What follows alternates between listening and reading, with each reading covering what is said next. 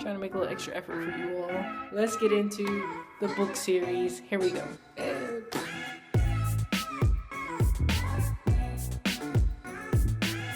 What's up, YouTube? It's Tito here with Life's Days, and we're going into part 3 of this book series, Understanding a Holistic Lifestyle. And so part 3 in the book is called Self-Control and Internal Journey. And I don't know, self-control, when you hear that word in this society, I think it may have it's just lacking a bit with what I'm going to be talking about in this. I don't know, self-control, when people say it, it seems very basic and you just need to control yourself and they leave it at that. I feel like it's a bit deeper than that, and I think that's one of the first things that you have to go through before you can change the rest of what goes on around you in your life.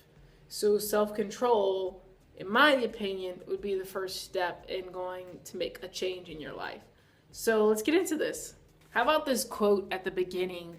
It says, "Man cannot discover new oceans unless he has the courage to lose sight of the shore." That means you have to step out. You have to step out on faith. You have to take a risk. And once you do that, then you can discover new oceans. All right, so on this self-control journey, basically what I'm saying is you really have to get into the spiritual side of things first, and then that affects the mental side of things. So that's basically where I'm going to go in this video. We're going to go from the spiritual side to the mental side, and how they connect and how they affect you. So yeah, when I say spiritual, I'm not trying to get metaphysical on you, although in my opinion, there is proven scientific facts. There's also religious facts, and they both can go together, and you understand that there is something bigger here to this picture. There is something deeper here. There is connections you can have with people. These words limit us, and that's what I struggle with these videos, is the language, the words that we have, that it's our way to communicate. You can also communicate through body language, through the vibrations that you send off and things like that, but just through video and through text messaging or social media, you only have that platform when you use your words or images, and normally it's the words that we use to communicate. But I feel like they lack a lot because, number one, who created these words, and as time progresses, how do you create a new word? We have these slang words or these ebonics and stuff like that. But still, it doesn't, if I say a certain word, in my opinion, it could express something more than it does to someone else. So, for example, I don't cuss or curse to some people. It's a personal choice. I have nothing against anybody who does it. Your intentions tell me, and the way you use it tell me your character. But all my friends do, and I don't, and they notice it more, the fact that I don't, than I do, because I'm just around people who do. So I don't notice it, but they notice that I don't. And then sometimes I notice that I don't, because certain things that I say and I repeat it over time, it's kind of funny. It seems childish in a way, because the mature talk would be to cuss, but I don't know. It's just a personal choice. I choose not to curse anyone else. And again, this is intention, because some people could say cuss words and it mean certain things and it can express certain emotions. But then other people can do it to actually curse people, to send ill mal to them, if that's how you say it. I don't know. I'm just talking. But anyway, so words have meaning and expression behind it, but I think they limit us to a certain degree. So that's why I struggle, and I feel like I could come off, and I do come off, and everyone comes off as misunderstood a lot of times because of this. And that's why we have to have these discussions. That's why we need to talk about a lot of topics that people don't talk about, because people can be misinterpreted when they just express a certain part. But we have to go a little bit deeper than that, I feel like. I don't think we get to the root cause of a lot of things, but we'll get into that more into this channel later. So let's keep on track. So yeah, the spiritual side, I feel, is very important. one of the first steps that you have to go through to live a completely, or trying to live a completely holistic lifestyle. With that, reconnecting with God. And here we go again with this language. I say God because that's how I feel expresses what I'm trying to say the best and what people would understand what I'm saying the best. People have other wording, so like people would say the universe or Allah or whatever it may be, but I feel like in the end it all means the source, the creator. This whole religion and spiritual side of things, I'm not going to get into that right now. Again, that goes into a whole nother video, a whole nother topic, a deeper discussion than what I want to get into right now. But basically, I'm going to say God because that's what I relate to right now. And again, I feel like language inhibits us to a certain degree. I don't think the word God describes what I want to describe. The source, the creator, those words do describe it, but a lot of people will understand God a bit better. So yeah, I'm just going to go with God for most of the time, or the source. So when I say that, you'll understand what I'm saying. So yeah, I think that a lot of what's going on is people are disconnecting from God because of their experiences with religion or with other people that has to do with religion. And it could be like some don't believe that there is a God or any reason to the fact that we're here, but we're just here and that's it. We just die and go back to the earth and that's it. Okay? If that's you, that's cool. Thank you for sticking around in this video. Let's have some discussions. Tell me your opinions. But I think there is a bigger picture to this, which is why I even have this channel and why I want to express my voice and talk to other people and see how other people think. Because I think it's just great that there's so many people and there's so many different personalities and opinions and experiences in this whole world. But this world is only just material, like physical, like it doesn't even express the spiritual side of things, which I think is like deeper and just like, I don't know, life's crazy, but that's what I love about it. Anyway, let's try to stick on topic. I'm hoping to stick on topic here. Yeah, so I feel like we're disconnected from God, the source. I think we need to reconnect with God.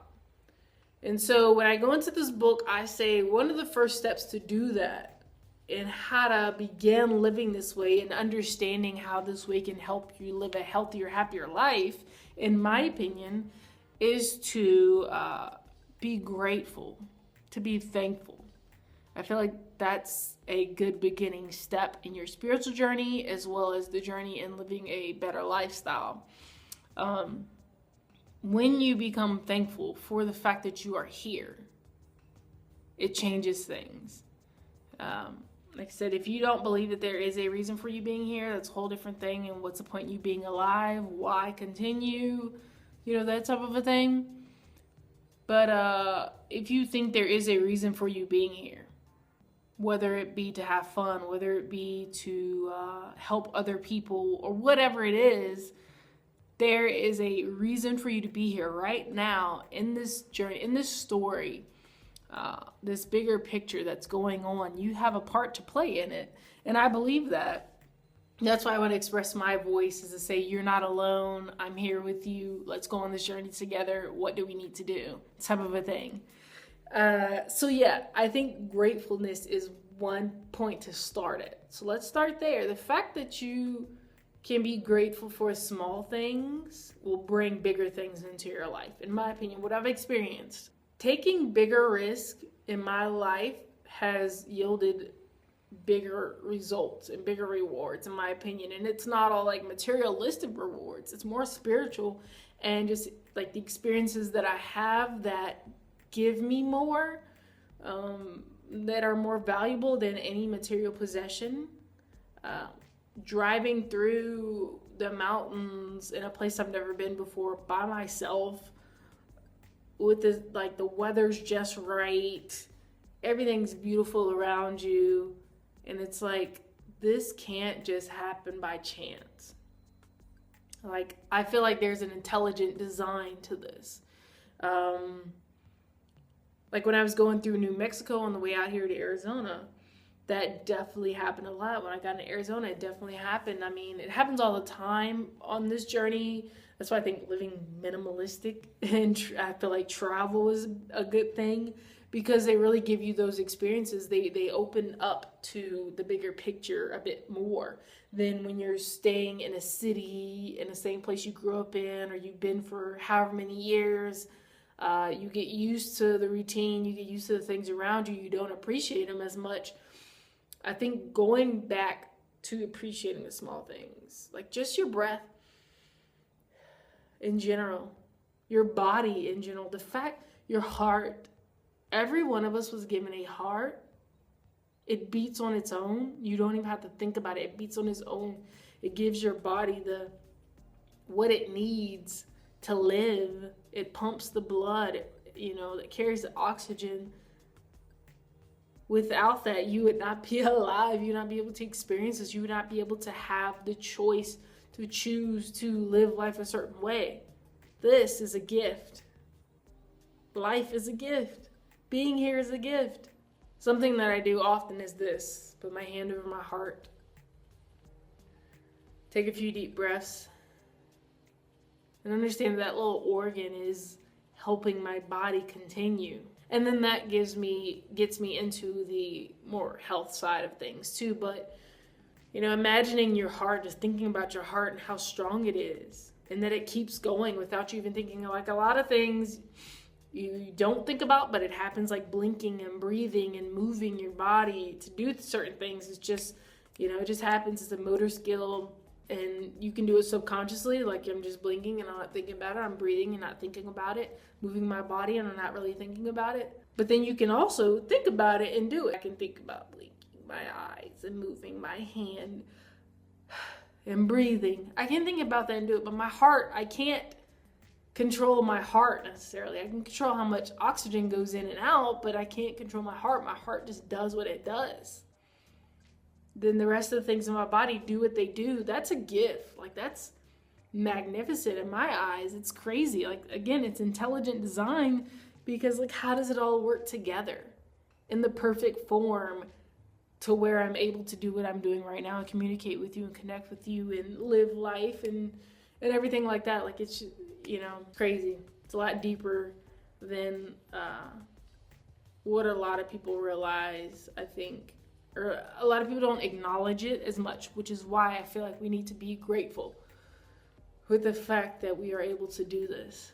Be grateful for where you are right now. There's a reason you are there. It could be, a horrible situation, but you're watching this right now. And this could be the change in your situation.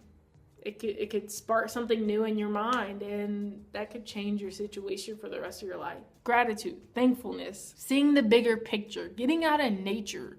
That's why nature is so powerful, because it is connected. I feel like it's connected to the source, life. Depending on what you believe, you can think that that's crazy or whatever. I don't really care, but I'm just expressing what I feel, what I see right now in my life. It could change later. But I feel like the source of life, like those things are living. It's proven that they're living plants, living organisms, whether it's bacteria and fungi, they're living. There has to be a source of life. Life, plants, they have life. Okay, they're a living source. That's why veganism and vegetarianism is a big thing, is because they have life source in them instead of this dead meat. I mean, when you're comparing the two, it makes sense. It's hard to transition. It's hard to want to choose differently. You've been doing stuff your whole life, and I understand, I'm not saying don't eat meat. I feel like eating it from the right source, where they live the good life and all that stuff, that's different. But, that Tyson and all those companies and stuff like that, I don't do that. There is a life source to plants. Once you pick it from its life source, then that's the process of beginning to die. So the fresher it is, the better it is for you. That's why living a raw foods diet is good for you. It brings more life source, life energy to you. I feel like this is truth. It's like, for the logical mind, it's scientific, and for the creative artistic side, it just makes sense. you can understand it. You can see it. It's life. It's energy. And if you are energy, you're bringing that life source into you. Why wouldn't you feed your body energy? Why wouldn't you feed your body life instead of death? We live in a culture of death, basically, is what it is. We praise war and we praise killing, and we praise like destruction, and we feed off of fear. Why is the talk about life, the talk about loving, so controversial and so like new age-ish? Like, why is it? I don't know. Again, let's get back on subject. Okay, so we know to be thankful is one of the first steps, to be grateful, just to continuously do that. And I found myself, like, once I started doing that, and you have to consciously do it, you have to consciously, like, every morning, you know, be, like, grateful for just breathing, for moving, being able to do it on your own, if you do it on your own. If you don't, being able to see the colors that you see, breathing the fresh air, being able to live in the area that you live in, being able to have the finances that you have, even if you have little, you still have some. Being able to live in a place that has so many resources and opportunities for you, even though we have a lot of messed up stuff going on here, you're not living out in a desolate place where it's hard to even get fresh water. You know, just being grateful for those small things continuously every day, numerous times a day. When you think about it, just say thank you. I'm grateful. Start thinking about the things you're grateful for, no matter how small or how big. Continuously do that. It has to become a habit. Once it becomes a habit, from what I found, it's a subconscious thing. It just starts to happen. And I think it's a very, very powerful thing. And that's why I suggest it first. Why does nature affect us the way it does? Like, people attest to it. It's like scientifically proven too that when you're out in nature, like, you're calmer, you're more at peace. Being disconnected from the technology and away from all of those waves, and being around the life that is just there, the wind that is blowing that you can't see, but you know it's blowing because the leaves are blowing. You can feel this invisible force on you. Why does that affect us the way that it does? So being thankful and being in nature are two things that can really help you spiritually. I feel like it gives you time to really think. And once some things start to come up, which they will, don't run away from it. Let it happen. Understand it. And figure out how you can go from there.